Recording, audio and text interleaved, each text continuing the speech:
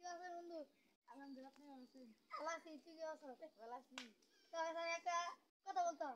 সে বল, তুই রমজানের ফেতরা দিছ? না দেই নাই, তুই দিছ? না। আচ্ছা, তোর ফ্যামিলিতে কয়জন আছে? 5 জন। আমার ফ্যামিলিতে 5 জন। তাহলে তুই আমার 550 টা দে, আমি তোর 550 টা দিই। আচ্ছা আচ্ছা, আমরা তুইও দিলি না, আমিও দিলাম না। ভালো হইলো রে।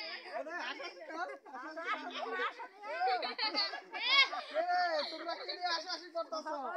তুইও ফেতরা দে না, আমিও ফেতরা দিই নাই। ঘরে দু একজনকে আরেকজনে দিয়ে দিছো, তাই না? জি। কেড়ে ডর লাগে নাই।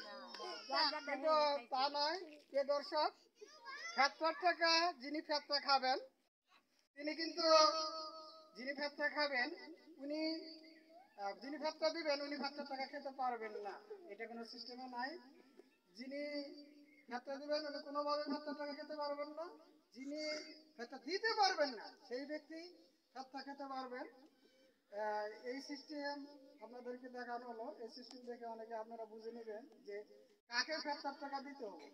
কোনোভাবে যদি কোনো বন্ধুর 5 জন ফ্যামিলিতে লোক থাকে, আরেকজন ফ্যামিলিতে যদি 5 জন লোক থাকে, সেখানে বিনিময় কথা করা যাবে না। বিনিময় কথা করার কোনো সিস্টেম নাই।